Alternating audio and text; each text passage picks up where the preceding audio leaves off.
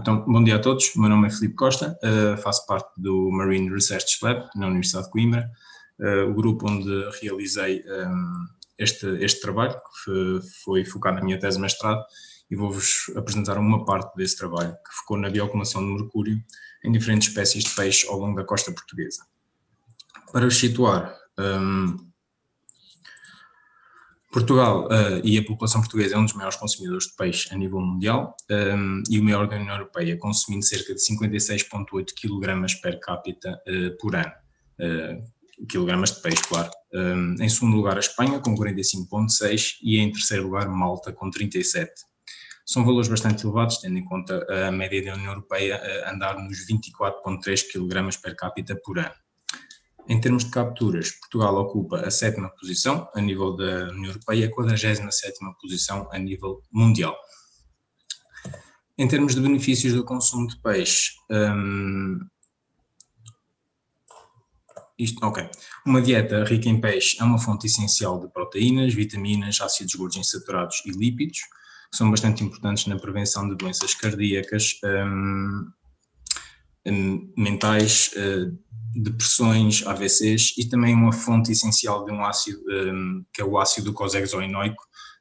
que ajuda ao desenvolvimento cerebral do feto em caso de gravidez. No entanto, o consumo de peixe não são só benefícios, também tem alguns riscos, como é o caso do mercúrio, que se bioacumula nas cadeias tróficas, atingindo os humanos através do consumo do peixe, afetando principalmente o sistema nervoso e o cérebro.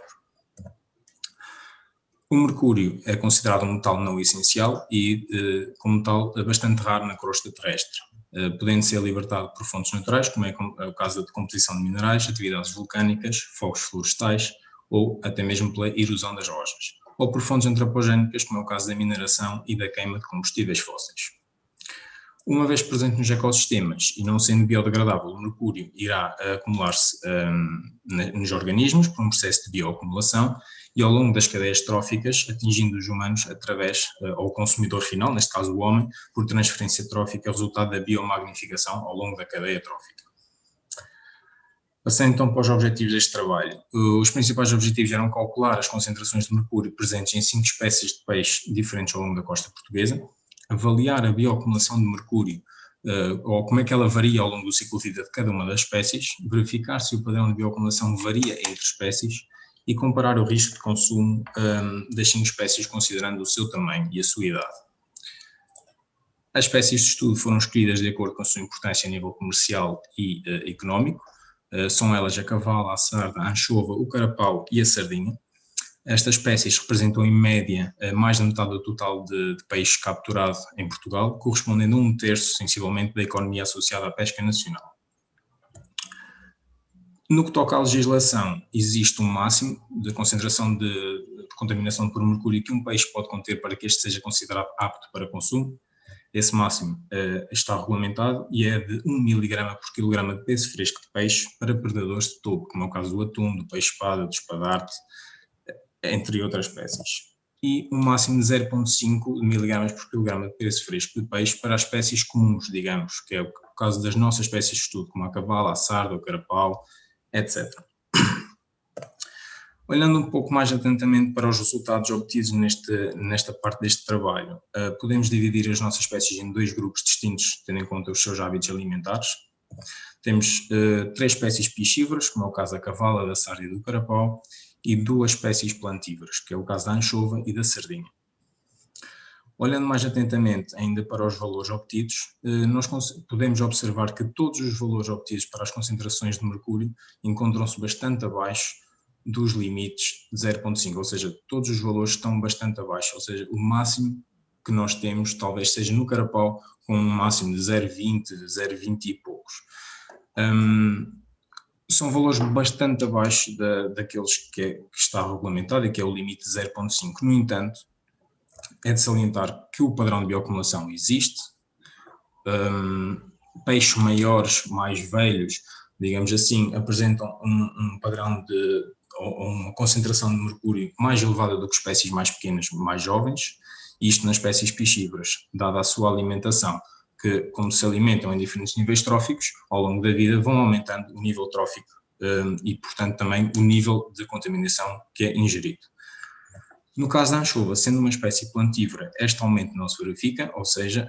espécies maiores ou mais pequenas apresentam, em média, mais ou menos os mesmos níveis de contaminação. Na sardinha, que era esperado que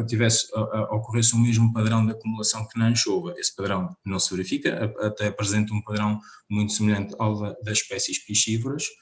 Este era um resultado que não era esperado e que necessita de mais estudo focado principalmente nestas duas espécies para entender esta diferença destes padrões. Existem algumas hipóteses, poderá dever-se à esperança de vida de uma destas espécies. A anchova tem uma esperança de vida entre os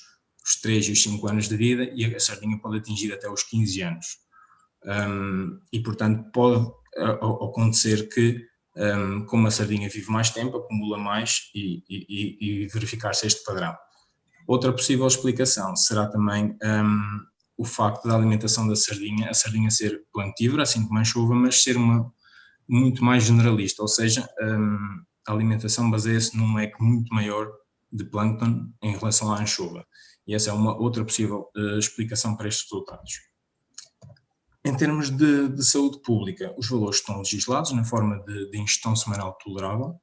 que nos indica a quantidade por unidade de peso corporal de um contaminante que podem ser ingeridas sem que haja risco para a saúde pública. Esse limite é de 4 microgramas por quilograma de peso corporal por semana e é calculado multiplicando a média da concentração de mercúrio presente no peixe pelo consumo médio semanal, que aqui utilizamos 1 kg aproximadamente, que é o da população portuguesa, dividido pelo peso corporal, que também utilizamos a média da população portuguesa, que é 70 kg.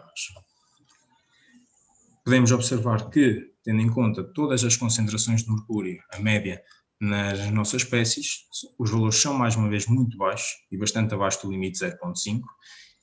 o que leva a que o risco de consumo destas espécies também seja muito baixo em relação ao limite de 4 microgramas por quilograma de peso corporal por semana.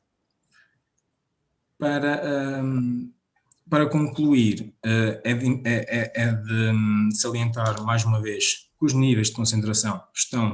de máximos de mercúrio estão regulamentados a nível europeu. Todas as nossas espécies de estudo apresentaram valores bastante abaixo desse limite. Em termos de PTWI regulamentado, também se encontra um limite de 4 e as nossas espécies se encontram 6 a 7 vezes abaixo desse limite.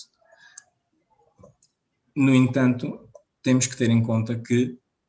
peixes maiores apresentam maior risco de consumo do que peixes mais pequenos, à exceção da anchova, que apresenta um risco associado igual ao longo da vida, que não podemos chamar risco porque lá está, os valores são bastante abaixo daquele que é considerado o limite, mas é de salientar a importância da escolha do consumidor para uma dieta variada ao longo da vida para reduzir possíveis riscos de contaminação associados ao consumo de peixe, sendo